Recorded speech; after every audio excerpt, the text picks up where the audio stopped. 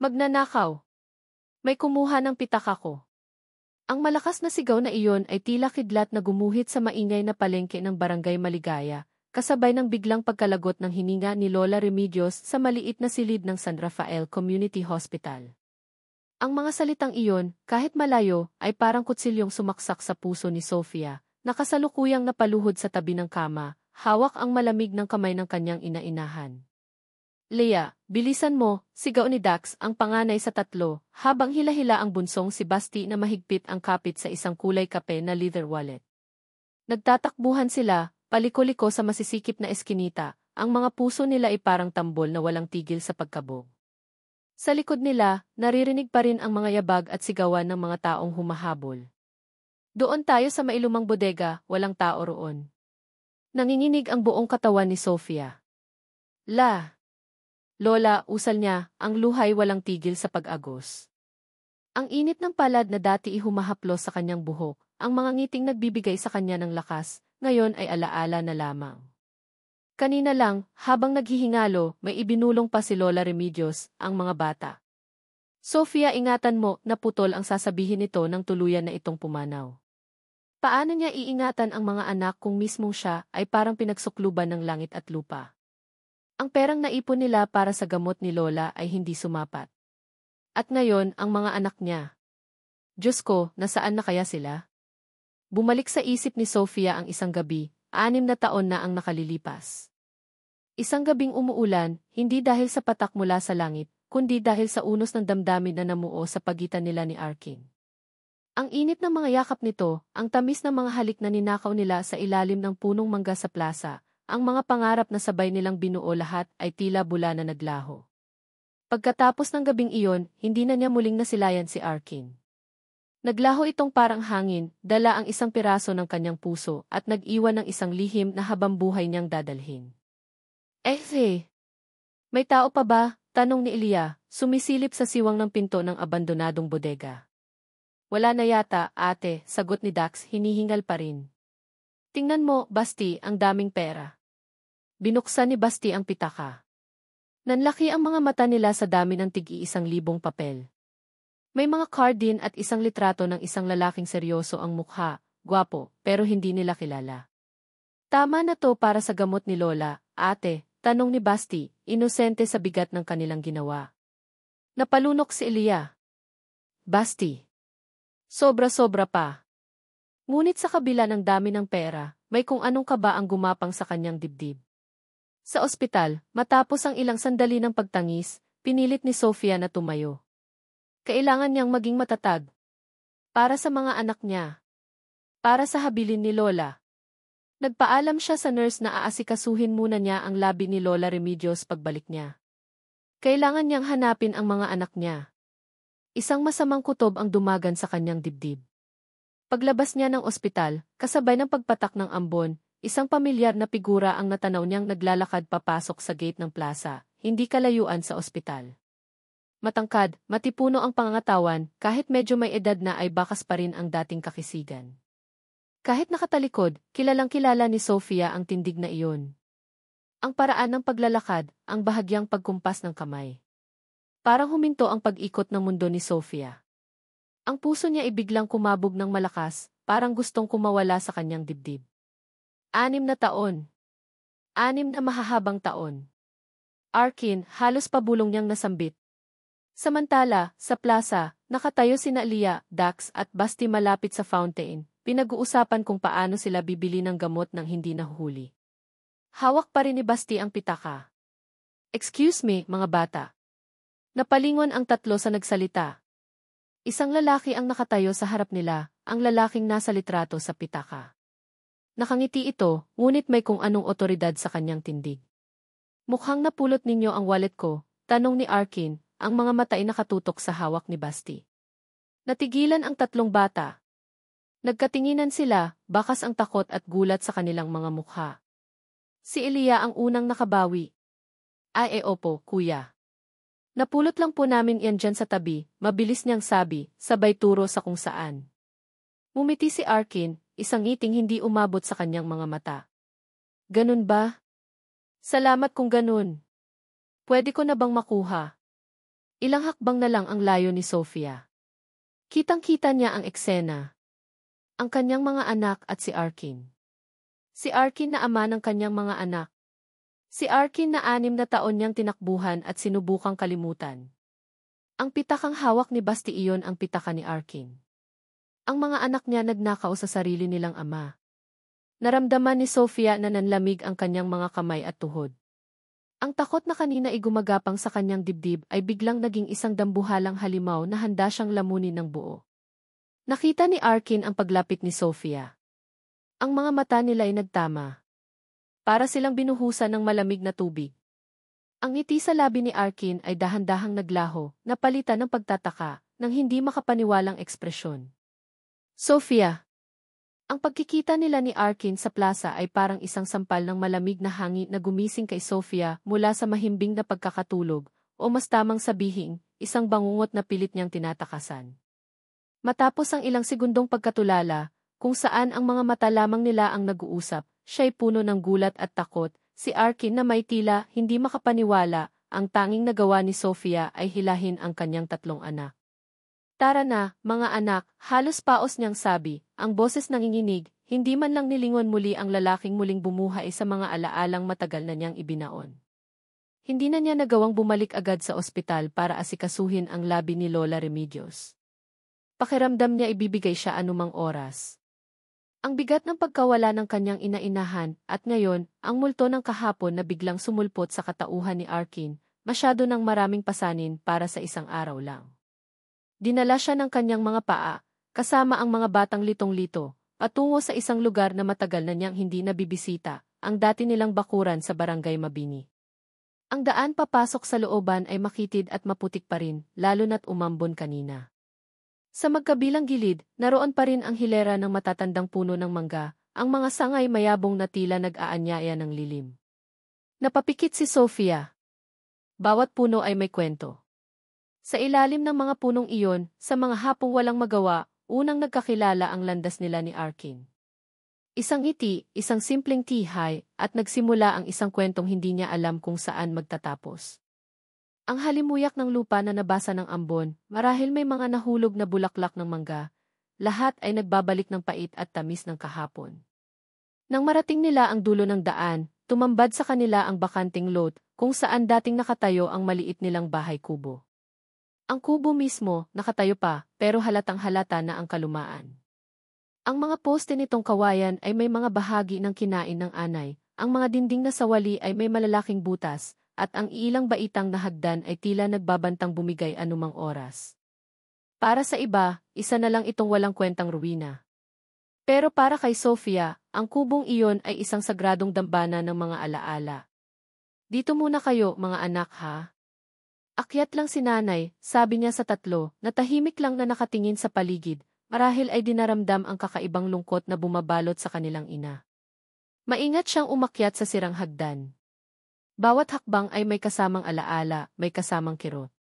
Pagpasok niya sa loob, naamoy niya ang alikabok at ang pamilyar na amoy ng lumang kawayan at nipa. Umupo siya sa sahig, sa may bintanang nakatanaw sa mga puno ng mangga. Hinaplos niya ang magaspang na sahig. Dito sila madalas tumambay ni Arkin, sa mga sandaling gusto nilang takasan ang mundo. Paano? Halos walang boses niyang tanong sa hangin. Ang luhang kanina pa niya pinipigilan ay nagsimula na namang dumaloy. Paano nga ba ako nagkaroon ng 3 anak nang hindi mo na ako muling sinilip man lang, Arkin? 6 na taon. 6 na taon ng pag-iisa, ng pagtataguyod sa mga bata ng walang katuwang, ng walang katapusang pagtatanong. Bakit? Bakit siya iniwan? Bakit hindi man lang siya hinanap? O baka naman, ang mas masakit na katotohanan ay hindi naman talaga siya nito hinanap. Ang mga tanong na iyon ay paulit-ulit na umuukil-kil sa kanyang isip, parang sirang plaka. Kinabukasan, matapos ang halos hindi pagtulog dahil sa kakaisip, si Arkin ay hindi na mapakali. Ang imahe ni Sofia, ang gulat sa mga mata nito, at ang 3 bata, lalo na si Basti na may hawak ng wallet niya, ay hindi maalis sa kanyang isipan. May kung anong pamilyar sa mukha ng mga bata, isang bagay na hindi niya lubos matukoy pero alam niyang konektado sa kanya. Hindi ako pwedeng magkamali, bulong niya sa sarili habang nagmamaneho pabalik ng San Rafael. Ang gabing iyon, 6 na taon na ang lumipas. Aminado siyang medyo nag-enjoy siya ng husto sa fiesta, na parami ang inom, at ang mga alaala niya sa mga huling oras ng gabing iyon ay pira-piraso at malabo. Pero ang init ng katawan ni Sofia, ang amoy ng buhok nito, ang lambot ng mga labi nito sa ilalim ng mahinang ulan iyon ay malinaw pa rin, parang kahapon lang nangyari. At ang isang bagay na pinakamatindi niyang nararamdaman gayon ay ang posibilidad na ang mga batang iyon ay mga anak niya. Maaga pa lang ay nagtungo na siya sa munisipyo ng San Rafael. Nagbabaka sakaling may makukuhang impormasyon tungkol kay Sofia Ramirez. Pagkatapos ay dumiretso siya sa barangay hall ng Mabini. Nagsimula siyang magtanong-tanong sa mga opisyal doon at maging sa ilang mga residente na kanyang nadaanan. Ang sabi ng isang matandang tanod, ang pamilya Ramirez daw ay matagal nang umalis matapos mamatay ang lolo ni Sofia. May isa namang tsismosang tindera sa sari-sari store na nakapagsabi na posibleng sa lola nito sa ina, si Aling Remedios, sila tumuloy, sa kabilang bayan daw. Remedios, inulit ni Arkin ang pangalan sa kanyang isip. Iyon ang pangalan ng ospital kung saan niya nakita si Sofia kahapon. Nagkataon lang ba? Habang abala si Arkin sa kanyang pag-imbestiga, sa isang tabi, hindi kalayuan sa barangay hall, ay may isang pares ng matang-matamang nagmamasid sa kanya. Si Marky. Kapitbahay ni na Sofia noon, at mula pa pagkabata ay mailihim ng paghanga sa dalaga. Nakita niya ang pagdating ng magarang sasakyan ni Arkin, ang porma nitong halatang hindi ordinaryong tao lamang. Nakita niya rin ang masusing pagtatanong nito tungkol kay Sofia. Isang pamilyar na kirot ng selos ang kumurot sa puso ni Marky. Alam niya, o malakas ang kutob niya, na itong si Arkin ang dahilan ng biglaang paglungkot at pag-alis ni Sofia noon. At ngayon, heto ito, bumabalik na parang walang nangyari at hinahanap pa si Sofia. Lalo siyang nakaramdam ng inis nang maalala niya ang eksena kahapon sa plaza, ang paraan ng pagtitig ni Arkin sa mga batang kasama ni Sofia. Si Dax ang panganay, kapag gumingiti ay parang pinagbiyak na bunga ni Arkin. Si Basti, ang bunso, ang mga mata parang mga mata ni Sofia noong mga panahong masaya pa ito. Si Elia naman, ang gitna, ay tila kombinasyon ng dalawa. Ayaw niyang aminin sa sarili, pero hindi niya mapigilang isipin ang pinakamasakit na posibilidad. Ang babaeng minamahal niya ng patago ay tila may malalim pa ring koneksyon sa lalaking ito. Gusto niyang sugurin si Arkin, tanungin kung anong kailangan nito, bakit pa ito bumalik para guluhin ulit ang buhay ni Sofia. Pero pinigilan niya ang sarili. Ano nga ba ang karapatan niya? Isa lang siyang hamak na mangingisda, isang tagahanga na hanggang tingin na lang. Ngunit sa kabila ng pagpipigil, isang desisyon ang nabuo sa kanyang isip, babantayan niya si Sofia. Hindi niya hahayaang masaktan ulit ito ng lalaking ito. Bumalik tayo kay Sofia sa lumang kubo. Narinig niya ang sigaw ng kanyang mga anak mula sa labas, tinatawag siya dahil nagugutom na. Nay! Gutom na kami, boses ni Lia, may halong pag-aalala. Napabuntong hininga si Sofia. Pinunasan niya ang kanyang mga luha gamit ang lailayan ng kanyang damit at pinilit na ngumiti. Tama na ang drama. Kailangan niyang maging matatag para sa kanila. Para kay Lola Remedios. Pababa na si nanay, mga anak. Sandali lang. Bago siya tuluyang bumaba, muli niyang sinulyapan ang mga puno ng mangga sa labas ng bintana. Isang partikular na alaala ang sumagi sa kanyang isipan, ang pinakahuling gabi nila ni Arkin. Umuulan noon, hindi malakas, pero sapat para basain sila. Nagtago sila sa ilalim ng pinakamalaki at pinakamayabong na puno. Nanginginig sila pareho, hindi lang sa ginaw kundi sa kung anong kuryenteng dumadaloy sa pagitan nila. Doon, sa gitna ng katahimikan na tanging lagaslas ng ulan ang maririnig, nag-angkinan sila ng mga halik. Mabilis, mapusok, puno ng pagnanasa at mga pangakong binitiwan sa gitna ng init ng damdamin. Mga pangakong napako na iwan sa hangin. Napailing si Sofia, pilit winawaksi ang alaala. Bakit hindi na siya binalikan ni Arkin pagkatapos ng gabing iyon? Bakit hindi man lang ito nagparamdam o nagpaliwanag? Naghintay siya.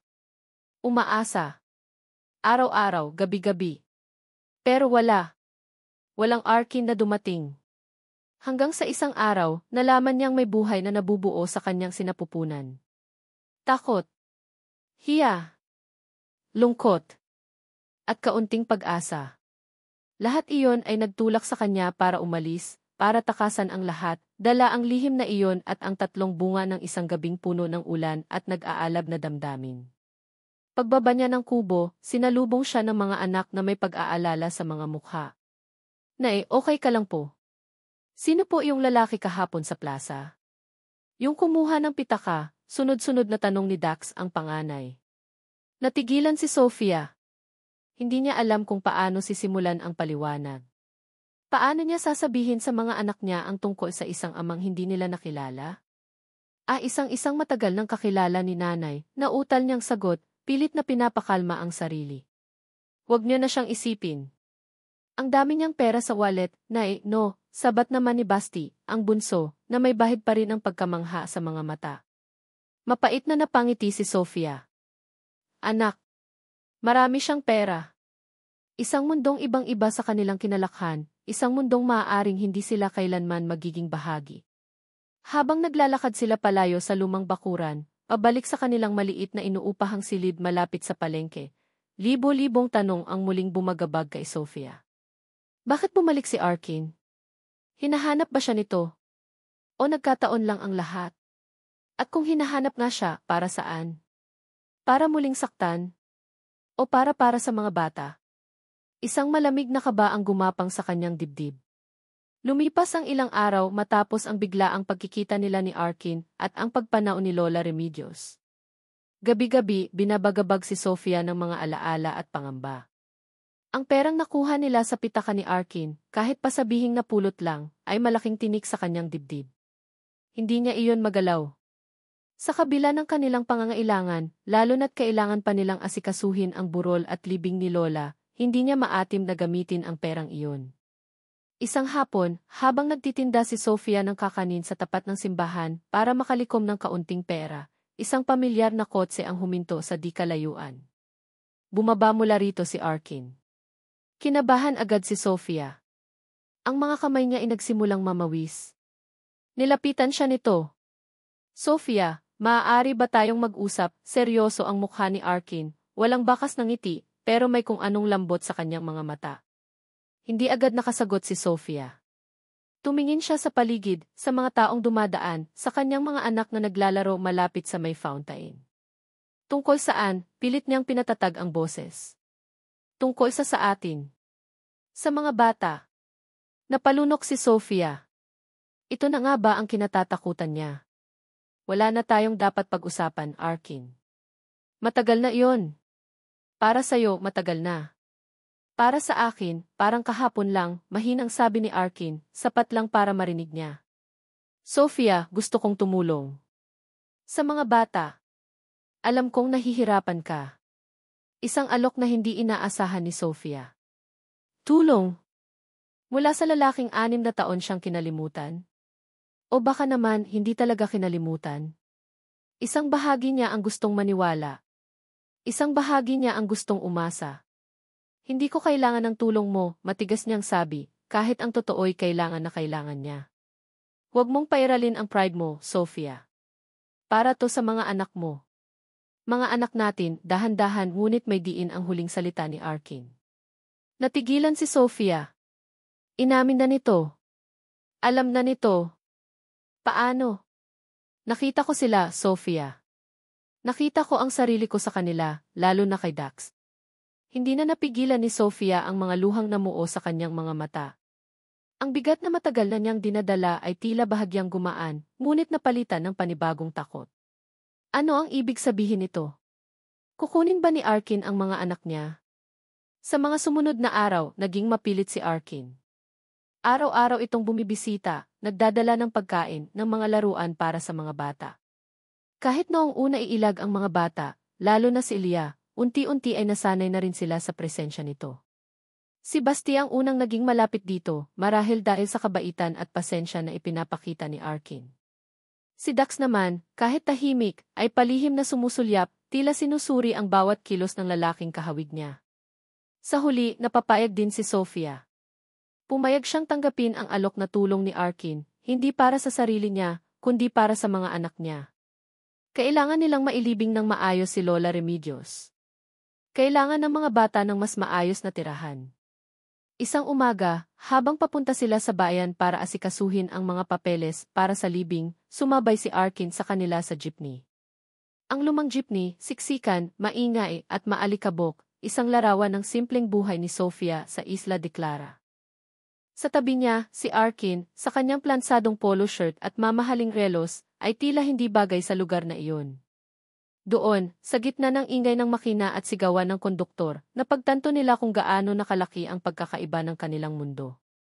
Naaalala mo pa ba yung pangarap natin noon? Biglang tanong ni Sofia, nakatingin sa labas ng bintana, sa mga nagdadaang mga bahay kubo, sari-sari store, at mga batang naghahabulan sa kalsada. Ang huni ng mga ibon sa umaga, ang simoy ng hangin na may amoy ng dagat, ito ang kanyang mundo. Napatingin si Arkin sa kanya. Ang alin doon? Yung maliit na bahay sa tabi ng dagat. Yung simpleng buhay. Tumango si Sofia. Ang layo na natin doon, no? Siguro nga, sagot ni Arkin, ang boses ay may bahid ng lungkot. Pero hindi ibig sabihin noon, kinalimutan ko na. Isang sandali ng katahimikan ang namagitan sa kanila, tanging ang ugong ng jeepney ang maririnig. Alam mo, Sofia, pagbasag ni Arkin sa katahimikan, minsan, napapanaginipan kita. Napalingon si Sofia, may gulat sa kanyang mukha. Hindi ko alam kung bakit. Pero madalas, kapag pagod ako sa trabaho, sa lahat ng stress sa Maynila, bigla ka na lang sumusulpot sa panaginip ko. Nakangiti ka, masaya, katulad noong mga panahong tayo pa. Isang mainit na pakiramdam ang gumapang sa puso ni Sofia. Kilig. Isang kilig na matagal na niyang hindi naramdaman. Baka naman hinahanap mo talaga ako, kahit sa panaginip lang, mahinang sabi niya, hindi makatingin ng diretso kay Arkin. Ngumiti si Arkin. Siguro nga. Baka nga lihim kitang hinahanap sa bawat pagpikit ng aking mga mata. Habang nag-uusap sila, hindi nila namamalayan, sa kabilang kanto, sa isang madilim na eskinita, may isang babaeng nagmamasid sa kanila. Si Grace. Isang pangalang matagal nang nagdudulot ng takot at pait kay Sofia. Si Grace, ang babaeng may malalim na galit sa pamilya ni Sofia, lalo na kay Lola Remedios. May mga usap-usapan noon na si Grace ang may kagagawa ng ilang masasamang nangyari sa negosyo ng lolo ni Sofia, na nauwi sa pagkakalugi nito. May mga anino ng nakaraan ang nagsasabing minsang nasaktan ng pisikal si Sofia, dahil kay Grace, isang pangyayaring pilit niyang kinalimutan. Ngayon, nakalaya na pala ito mula sa piitan matapos ang ilang taong pagkakasangkot sa isang kaso. At ang paraan ng pagtitig nito kay Sofia, puno ng galit at pagbabanta. Biglang may isang asong paggalagala ang sumuot sa ilalim ng jeepney, dahilan para mapatili si Sofia at biglang mapayakap kay Arkin. Nagulat si Arkin sa biglaang reaksyon ni Sofia, pero agad din niyang yakap ito pabalik, isang kamay ay humahaplo sa likod nito. Okay ka lang, tanong ni Arkin, ang boses ay puno ng pag-aalala. Tumango si Sofia, medyo nahihiya sa ginawa. Pero sa mga sandaling iyon, sa loob ng mga bisig ni Arkin, naramdaman niya ang isang uri ng kaligtasan na matagal na niyang hindi naramdaman. Salamat, sabi niya, dahan-dahang kumakala sa yakap, pero ang mga mata nila ay nagkatitigan. Nakita ni Arkin ang takot sa mga mata ni Sofia. May problema ba? Umiling si Sofia. Oh, wala. Nagulat lang ako sa aso. Pero alam ni Arkin na may iba pa. May mas malalim na dahilan ang takot na iyon. Kung may gumugulo sa'yo, sabihin mo lang sa akin, Sofia. Marahil ay may masama siyang balak. Ang mga salitang iyon ni Arkin, kahit paano, ay nagbigay ng kaunting kapanatagan kay Sofia. Ngunit kasabay nito, ang takot niya kay Grace ay lalo lang tumindi. Paano kung malaman ni Grace ang tungkol kay Arkin at sa mga bata? Anong kaya nitong gawin? Naalala ni Arkin ang unang beses na nakita niya ang litrato ni Sofia sa isang lokal na pahayagan, ilang taon na ang nakalipas. Isang maliit na artikulo tungkol sa isang batang bayani ng barangay na tumulong sa pag-apula ng sunog. Ang ngiti ni Sofia sa litratong iyon, kahit kupas na ang dyaryo, ay tumatak sa kanyang isipan. Iyon ba ang dahilan kung bakit palagi itong nasa panaginip niya? Dahil ba sa simula pa lang, may kung anong koneksyon na silang dalawa, kahit hindi pa sila personal na nagkakakilala noon. Ang araw na iyon ay natapos na puno ng magkahalong emosyon para kay Sofia, takot dahil kay Grace, at isang munting kilig at pag-asa dahil kay Arkin. Ang pagkakaiba ng kanilang mundo ay malinaw pa rin, ngunit sa mga sandaling magkahawak ang kanilang mga kamay habang tinutulungan siya ni Arkin na bumaba ng jeepney. Parang may isang tulay na unti-unting nabubuo sa pagitan ng dalawang magkaibang mundong iyon. Sa mga sumunod na araw, naging mas madalas ang pagkikita nina Sofia at Arkin. Sa umaga, sinusundo sila ni Arkin para samahan sa pag-aasikaso ng mga kailangan para sa libing ni Lola Remedios.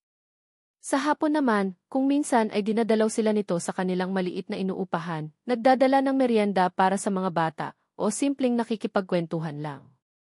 Ang dating ilangan ay unti-unti nang napapalitan ng komportableng samahan, lalo na sa panig ng mga bata na tila natutuwa na sa presensya ng Tito Arkin nila. Isang hapon, habang mahimbing na natutulog ang mga bata, matapos ang nakakapagod na araw, nagkayayaan sina Sofia at Arkin na maglakad-lakad sandali. Napadpad sila sa lumang kubo sa Barangay Mabini. Tahimik silang umupo sa may bintana, kapwa nakatanaw sa mga puno ng mangga na minsang naging saksi sa kanilang pag-iibigan. Naaalala ko pa noon, basag ni Sofia sa katahimikan, sabi mo, dito mo gustong tumanda, kasama ako. Ngumiti si Arkin, isang matamis ngunit maihalong pait ng ngiti. Marami akong sinabi noon, Sofia. Mga pangarap na dala ng kabataan at siguro, ng sobrang pag-ibig. Pero hindi mo tinupad, mahinang sabi ni Sofia, ang boses ay may bahid ng sumbat. Napabuntong hininga si Arkin. Humarap siya kay Sofia, ang mga matay puno ng pagsisisi. Alam kong marami akong pagkukulang sa'yo, Sofia. Mga bagay na dapat kong ginawa, pero hindi ko nagawa. Mga salitang dapat kong sinabi, pero hindi ko nasabi. Bakit, Arkin? Bakit hindi ka na nagpakita pagkatapos ng gabing yon? Naghintay ako. Umasa ako. Ang mga luhang kanina pa niya pinipigilan ay nagsimula na namang mamuo. Dito nagsimula ang tensyon. Si Arkin, sa kagustuhang ipagtanggol ang sarili, o marahil dahil na rin sa sariling mga sugat na hindi pa nahihilom, ay nakapagbitaw ng mga salitang tumagos sa puso ni Sofia. Hindi ba't ikaw ang umalis, Sofia? Ikaw ang biglang naglaho na parang bula. Paano kita hahanapin kung wala man lang akong ideya kung nasaan ka? May bahid ng paninisi sa boses ni Arkin. Umalis ako dahil natakot ako. Dahil hindi ko alam kung anong gagawin ko. Dahil pagkatapos ng gabing iyon, hindi ka na nagparamdam, ganti ni Sofia, tumataas na rin ang boses. At ano ang gusto mong gawin ko? Magpakasal agad sa'yo dahil lang may nangyari sa atin. Ganoon ba iyon, Sofia? Hindi ba't parang masyado kang yumakap sa isang ligaw na pag-asa? Ang mga salitang iyon ni Arkin, yumakap sa ligaw na pag-asa, ay parang punyal na sumaksak ng paulit-ulit sa puso ni Sofia. Napahagulhol siya. Hindi dahil sa galit, kundi dahil sa sakit. Ang sakit ng katotohanang baka nga, umasa lang siya sa wala. Na baka nga, ang lahat ng pinanghawakan niya ay isang ilusyon lang. Hindi mo naiintindihan, Arkin, sabi niya sa gitna ng kanyang pag-iyak. Hindi mo alam kung gaano kahirap ang pinagdaanan ko. Ano ang hindi ko naiintindihan, Sofia? Na nabuntis ka? Na tinago mo sa akin ang mga anak ko sa loob ng 6 na taon? Hindi ako lumayas dahil lang sa takot sa pagbubuntis ko, sigaw ni Sofia, ang mukha'y basang-basa na ng luha. Umalis ako dahil duwag ka. Dahil mas pinili mong takbuhan ang responsibilidad mo. Hindi ko tinakbuhan ang responsibilidad ko dahil hindi ko alam na may responsibilidad pala akong dapat takbuhan, depensa ni Arkin, bakas ang frustrasyon sa kanyang mukha. Hindi niya maintindihan kung bakit kailangang umabot sila sa ganito. Ang gusto lang naman niya ay makatulong, makabawi sa mga nawalang panahon. Tumayo si Sofia, nanginginig sa galit at sakit. Hindi ko kailangan ng tulong mo, Arkin. Lalo na ng pera mo. Kaya kong buhayin ang mga anak ko ng mag-isa. Ginawa ko na iyon sa loob ng 6 na taon. Pero bakit mo kailangang pahirapan ang sarili mo? Ang mga bata. Nandito na ako, Sofia. Handa akong tumulong. Para ano? Para ipamukha sa akin na wala akong kwenta? Na kailangan ko ang isang okampo para mabuhay ng maayos? Natahimik si Arkin. Nasaktan siya sa sinabi ni Sofia. Hindi iyon ang intensyon niya. Pero na-realize niya, marahil nga, sa paraan ng kanyang pananalita, iyon ang naging dating kay Sofia. Sa gitna ng kanilang pagtatalo, isang anino ang dumaan sa labas ng bintana. Hindi nila ito napansin, masyado silang abala sa kanilang mga emosyon. Si Grace. Nakikinig. Ngumingisi. Tila nasiyahan sa kanyang naririnig. May hawak itong isang maliit na papel. Nang medyo humupa na ang tensyon, ngunit nanatili ang bigat sa pagitan nilang dalawa, umalis si Arkin. Naiwan si Sofia sa kubo, umiiyak, yakap ang sarili. Ang sakit. Ang sakit-sakit. Bakit kailangang maulit ang lahat? Ang mga sugat na akala niya inaghilom na ay muling kumirot, mas sariwa, mas malalim. Naalala niya ang takot na naramdaman niya noong una niyang malamang nagdadalang tao siya. Ang takot na makita ang mukha ni Arkin sa kanyang magiging anak. Ang hiya sa sasabihin ng ibang tao. Ang pangamba sa kinabukasan. Pulang-pula ang mukha niya noon, hindi lang sa hiya, kundi sa takot na baka hindi niya kayanin. Pero kinaya niya. Para sa mga anak niya. At ngayon, heto na naman siya, umiiyak dahil sa lalaki ring iyon.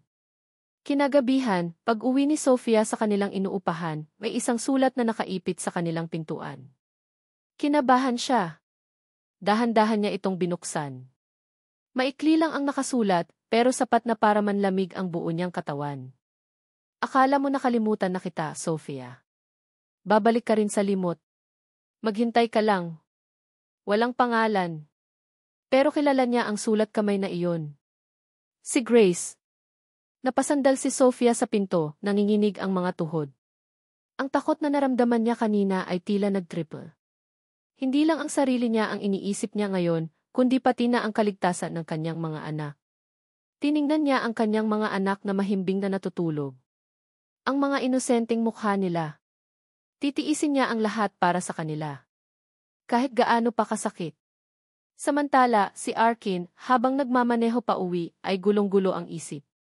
Hindi niya maintindihan si Sofia. Ang pag-alis nito ang pagtatago sa kanya ng mga bata. Pero sa kabila ng lahat, may isang bagay siyang hindi maikakaila, mahal pa rin niya si Sofia. At ang mga anak nila gagawin niya ang lahat para sa kanila.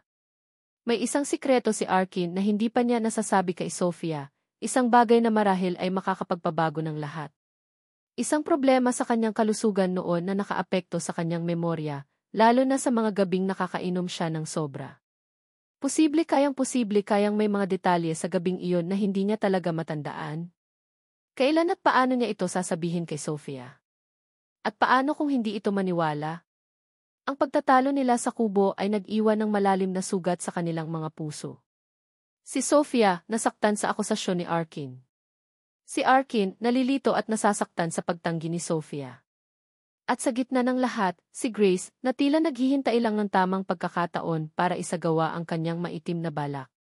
Ang landas patungo sa paghilom ay tila naging mas masyok at mas madilim. Ang mga sumunod na araw matapos ang kanilang mainit na pagtatalo sa kubo ay naging puno ng alinlangan at bigat para kina Sofia at Arkin.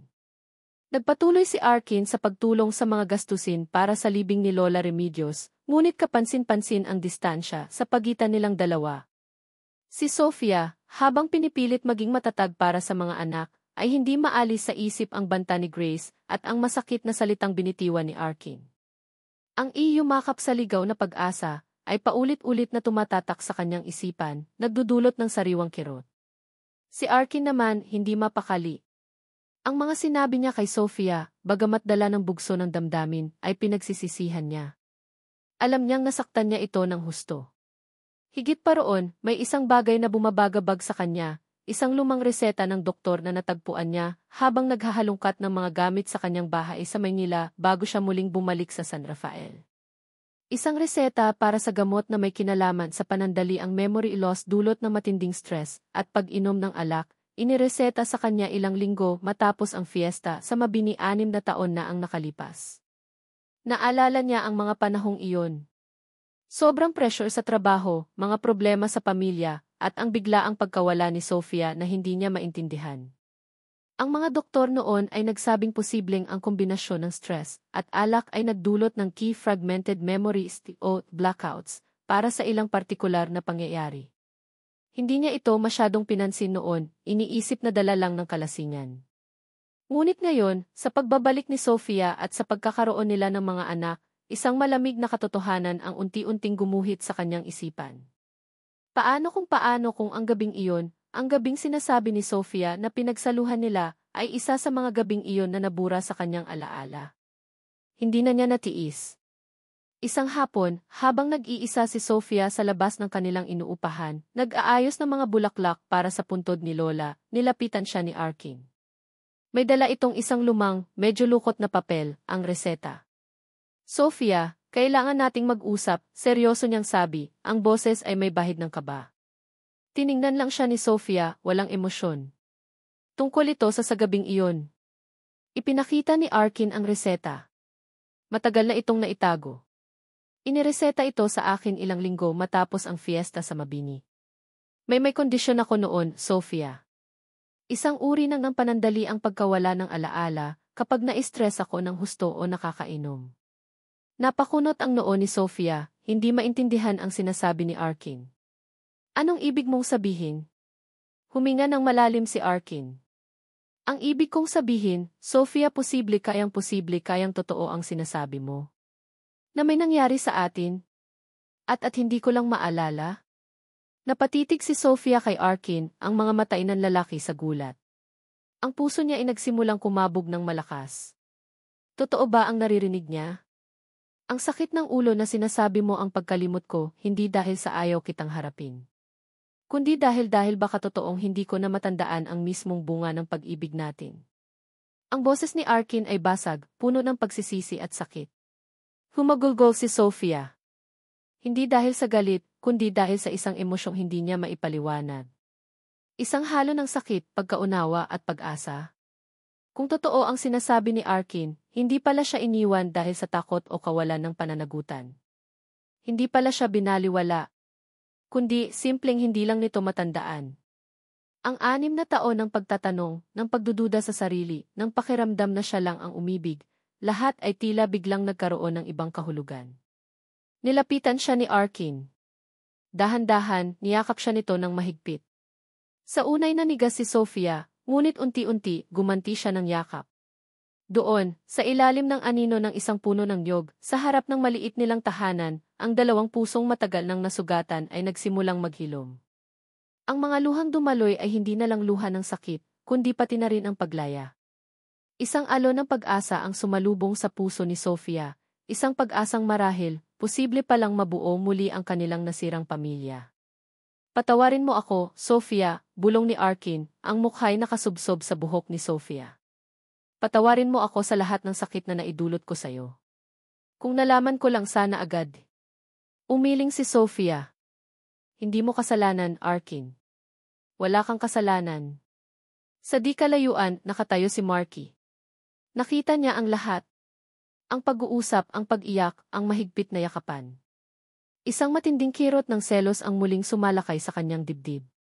Ang babaeng pinapangarap niya, ang babaeng gusto niyang protektahan, ay nasa bisig na ng iba, ng lalaking minsan na itong sinaktan.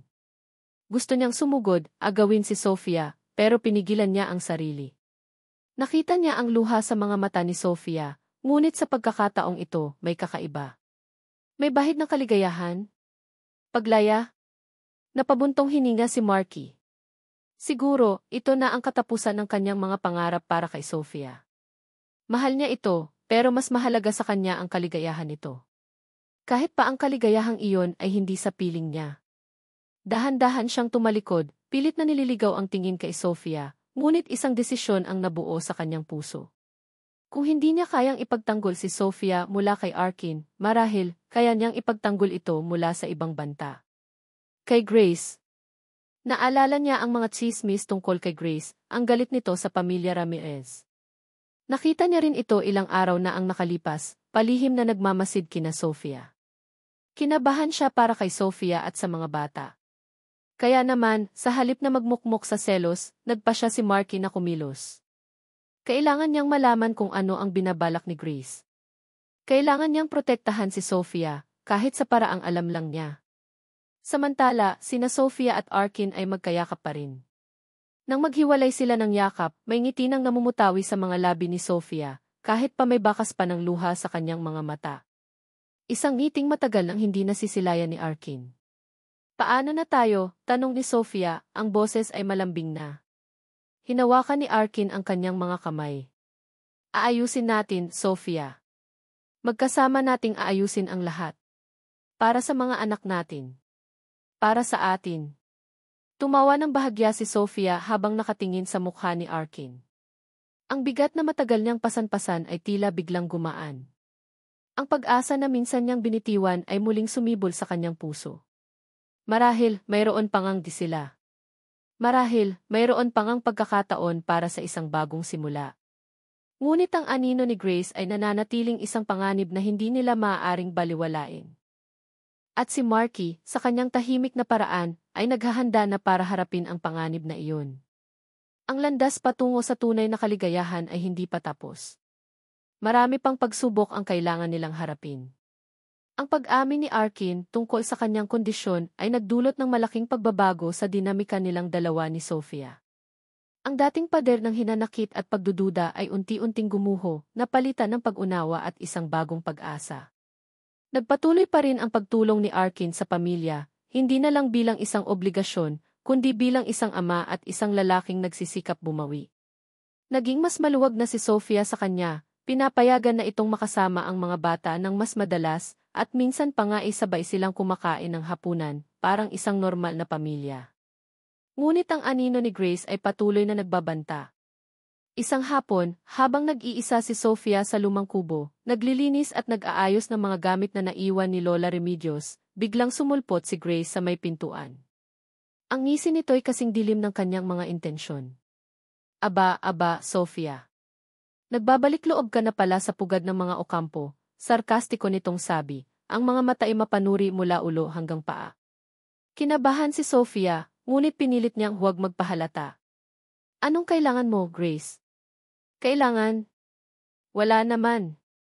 Binisita lang kita. Nabalitaan ko kasing mukhang umaayon na ulit sa iyo ang tadhana.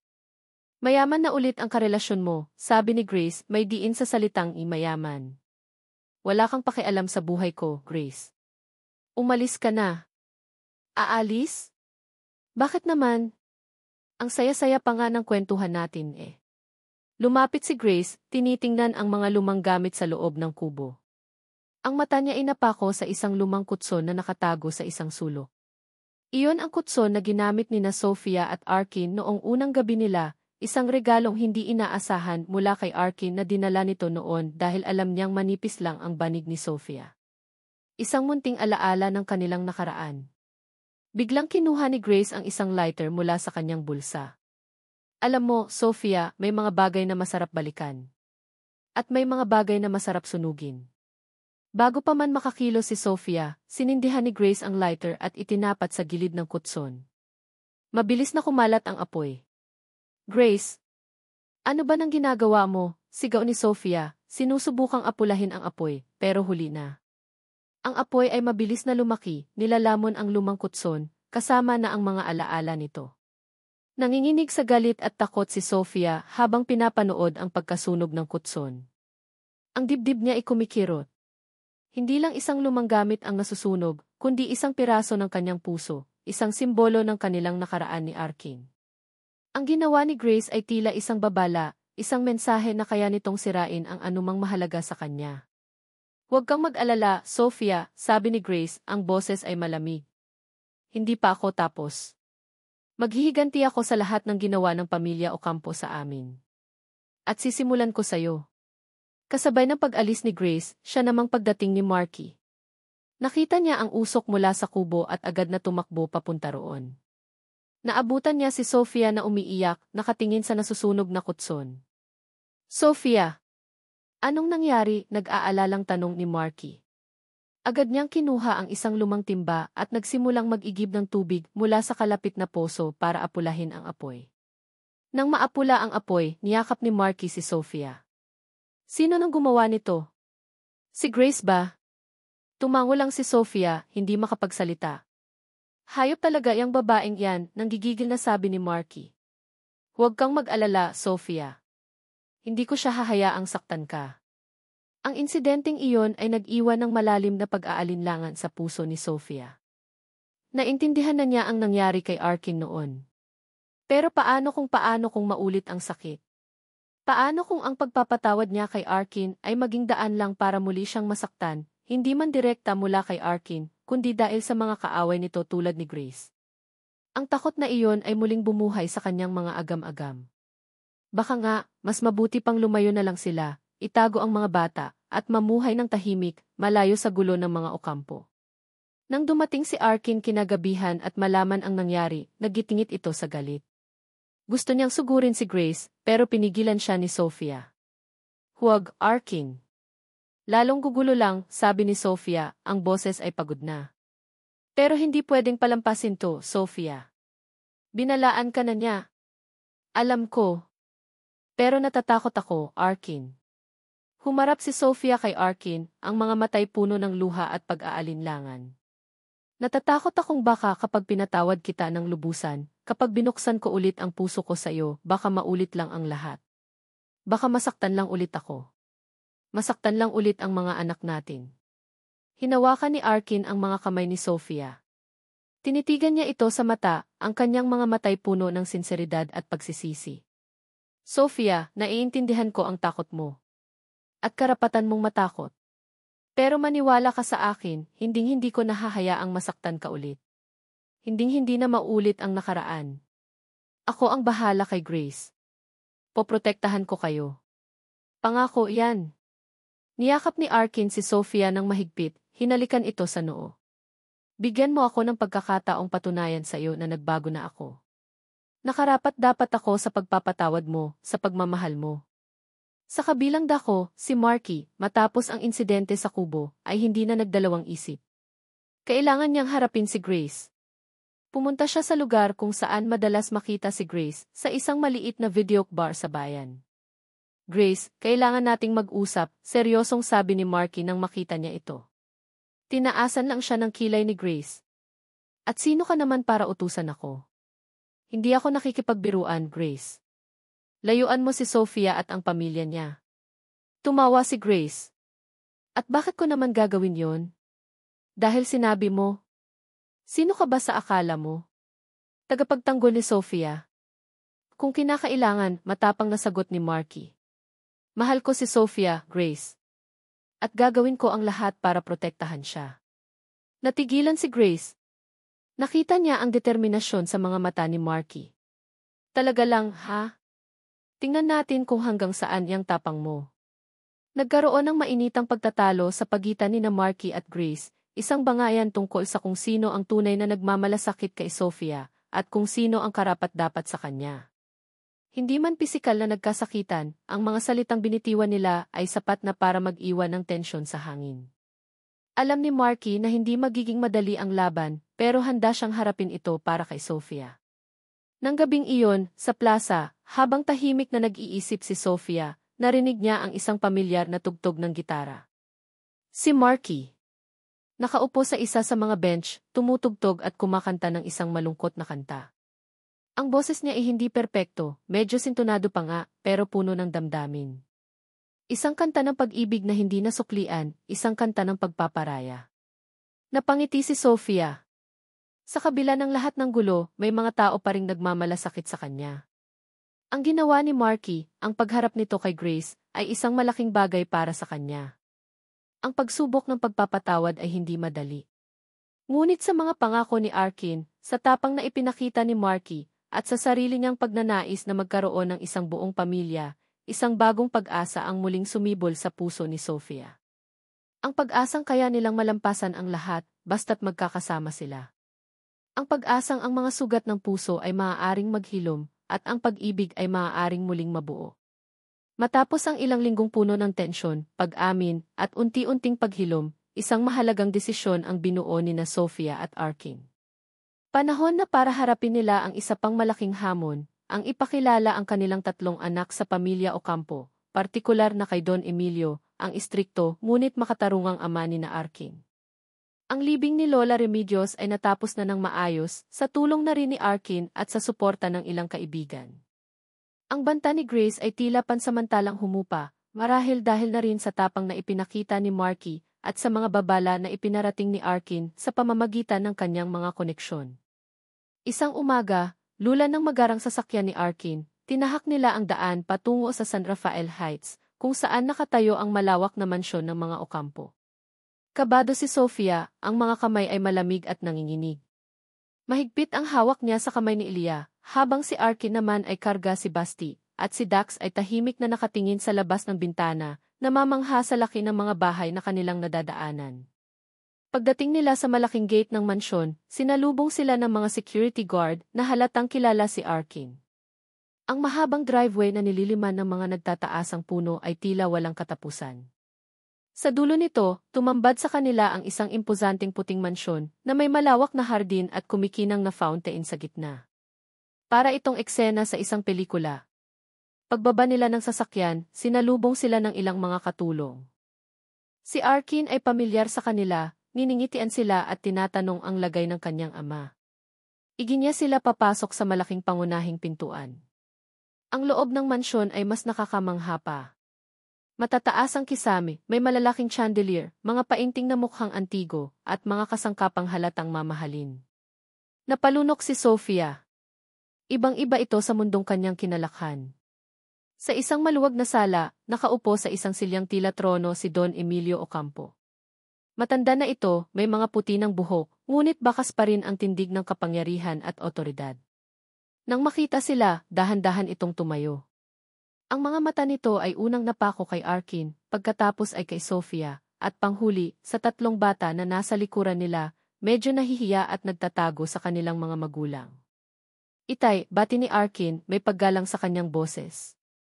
Lumapit siya at nagmano sa ama. Sila po ang mga anak ko. Si Ilya, si Dax at si Basti. At si Sofia po, ang kanilang ina. Walang emosyong mababasa sa mukha ni Don Emilio. Tinitigan nito si Sofia mula ulo hanggang paa, isang tinging tila nanunuri, tumitimbang. Kinabahan si Sofia, pero pinilit niyang salubungin ang tingin nito. Maupo kayo, sabi ni Don Emilio, ang boses ay malalim at may otoridad. Naupo sila sa isang mahabang sopa. Si Arkin ang nagsimulang magkwento. Ikinuwento niya ang lahat, mula sa kanilang nakaraan ni Sofia, ang hindi pagkakaunawaan, ang kanyang kondisyon na naging dahilan ng pagkalimot, hanggang sa kanilang muling pagkikita at ang pagtuklas niya sa katotohanan tungkol sa mga bata. Tahimik lang na nakikinig si Don Emilio, paminsan-minsan ay sumusulyap sa mga bata, na ngayon ay medyo nakakawala na sa hiya at nagsisimula ng mag-usisa sa paligid. Nang matapos si Arkin, si Sofia naman ang kinausap ni Don Emilio.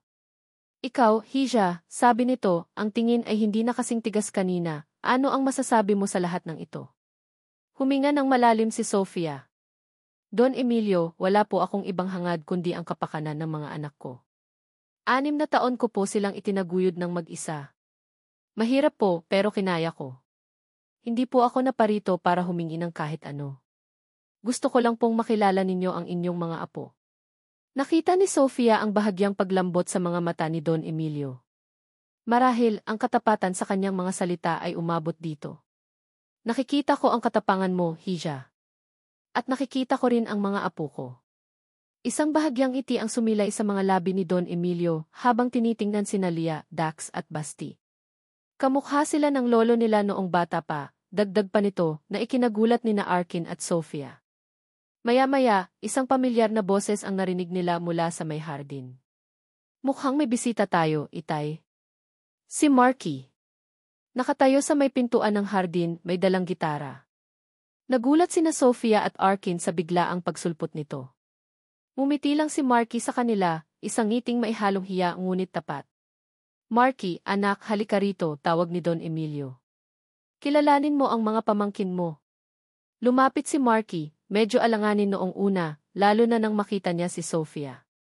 Pero nang makita niya ang 3 bata na nakatingin sa kanya nang may kuryosidad, isang malambot na ngiti ang sumilay sa kanyang mga labi. Lumuhod siya para magpantay sila ng mga bata. Hi, ako si Tito Marky ninyo, sabi niya, ginulo ng bahagya ang buhok ni Basti. Marky, sabi ni Arkin, anong ginagawa mo rito?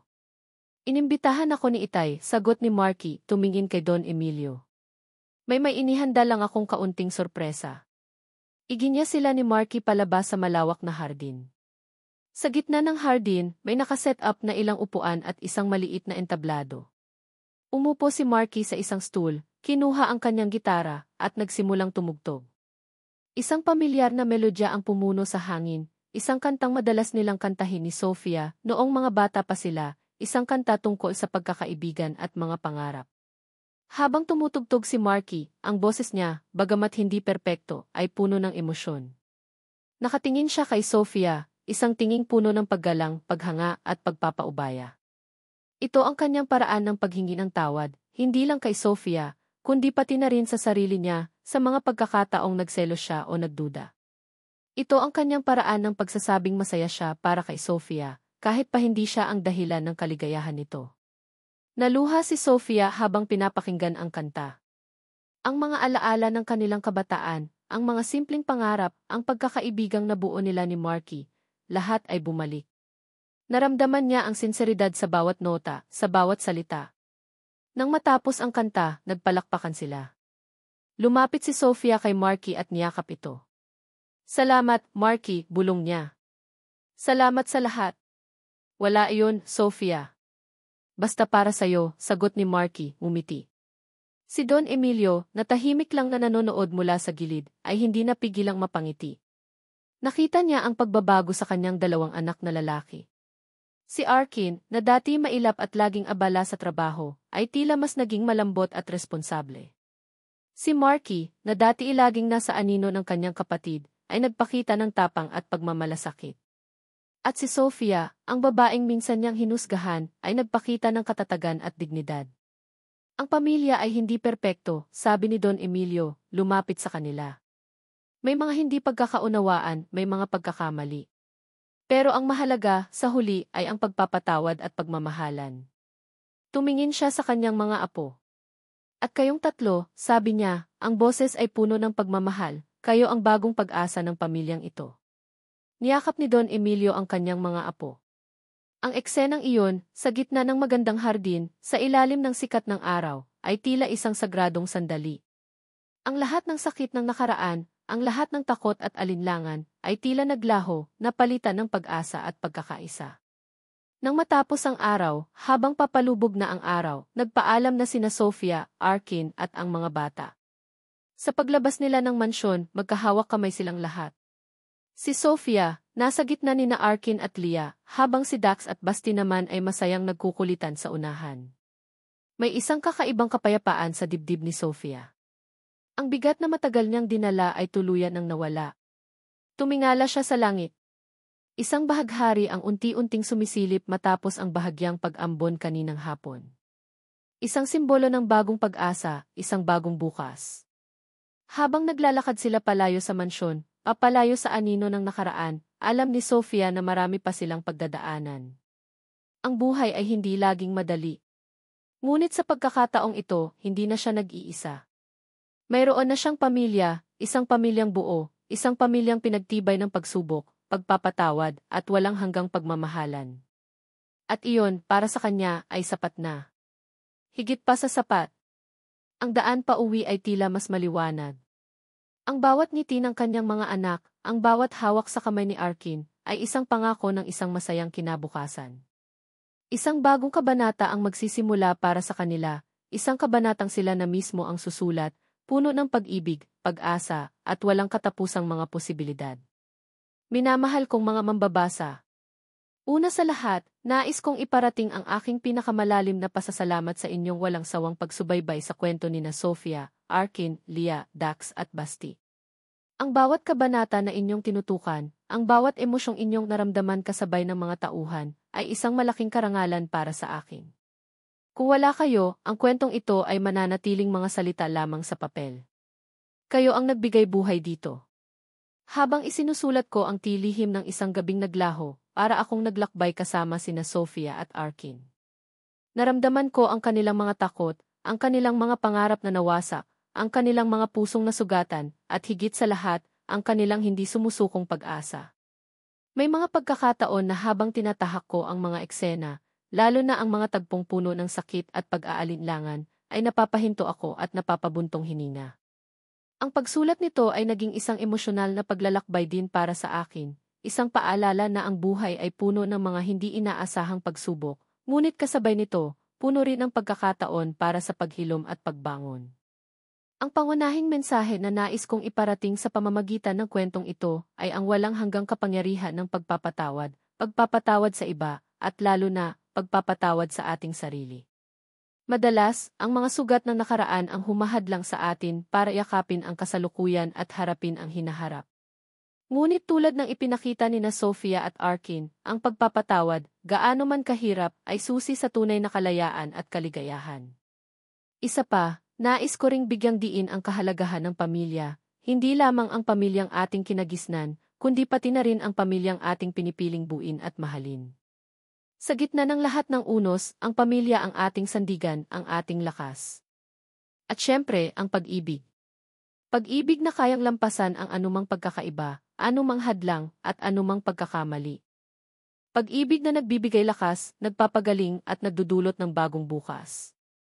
Ngayon, nais ko kayong anyayahan na ibahagi ang kwentong ito sa inyong mga kaibigan, kapamilya, o sinumang sa tingin ninyo ay maaaring makakuha ng inspirasyon mula rito. At kung mayroon kayong mga saloobin, komento, o kahit anong nais iparating tungkol sa kwento, huwag kayong mag-atubiling iwanan ang inyong mga mensahe. Ang inyong mga tinig ay mahalaga sa akin. Muli, mula sa kaibuturan ng aking puso, maraming salamat. Hanggang sa susunod nating pagkikita sa mga pahina ng isa na namang kwento. Nagmamahal,